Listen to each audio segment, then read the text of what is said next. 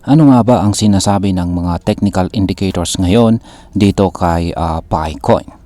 Yan, una ay ang Ichimoku Cloud ay lumalala ang kanyang bearish momentum. Sa chart na ito ay makikita natin na nasa ilalim si Pi ng Kijun Sen at saka Tenkan Sen. Ibig sabihin ay malakas pa rin ang negative momentum. Wala pa ring malinaw na sinyales ng reversal o pagbalik ng lakas ng buyers.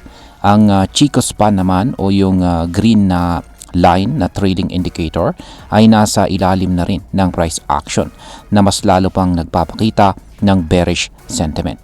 Sa madaling salita ay mas maraming bears ngayon kaysa sa mga bulls. Kaya kung ikaw ay nagbabala ng bumili, ayan, ay mas mabuting maging maingat muna. Ayan, bago po tayo magpatuloy ay pakibasa na lamang po muna ang disclaimer dito sa ibaba ng ating screen. Ang ating nakikita po rito ay ang 4-hour chart time frame ng Pi Network USDT trading pair at mula po ito sa datos ni OKX. Then gaya ng aking sinabi kanina ay ang Ichimoku Cloud dito sa ating chart ay lumalala yung kanyang bearish momentum. Yung pangalawang indicator naman natin dito sa chart ay ang tinatawag pong BB trend. Yan, ang kanyang BB trend ay nawala na yung lakas ng kanyang trend. Nitong mga nakarang araw ay umabot po sa halos 48 ang BB trend score ni Pi.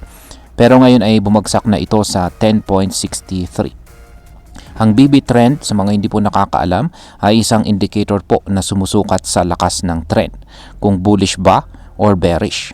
Ngayon ay napakababa na ng kanyang score na nagsasabing nawawala na ang direksyon ng presyo ni Pi. Hindi na malinaw kung aangat siya or babagsak palalo. Kaya maraming traders ang nagiging neutral o lumilipat sa ibang coins or ibang token. Ngayon ay pag-usapan naman po natin ang community backlash sa presyo ni Pi. Ang community ay parang puso yan ng isang crypto project. Kapag sila ay masaya, tumataas ang presyo.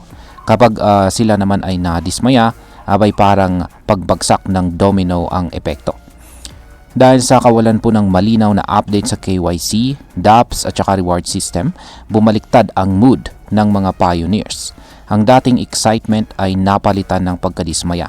Sa ganitong sitwasyon, ang pinakaapektado ay ang presyo.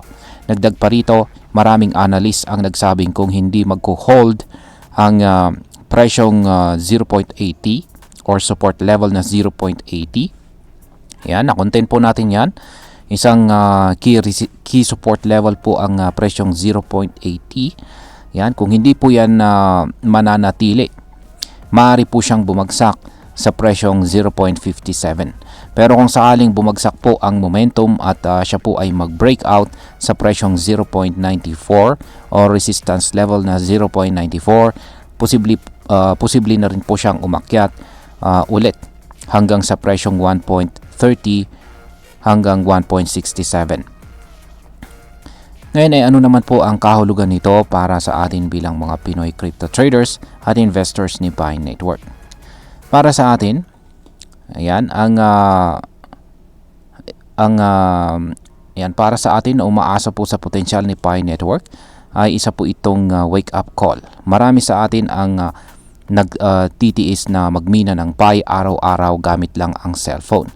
Umaasa na balang araw ay kikita tayo ng malaki. Pero ngayon ay kitang-kita natin na kahit gaano po kalaki ang fund or pondo na inilabas ng team, kulang pa rin ito kung walang tiwala ng community. At kung marami pong pangakong hindi tinutupad, kung ikaw ay kung maraming pangakong hindi tinutupad. Kung ikaw ay matagal na pong pioneers, siguro ay dapat mo nang pag-isipan kung mag-hodl ka pa ba or magda-diversify ka ng investments.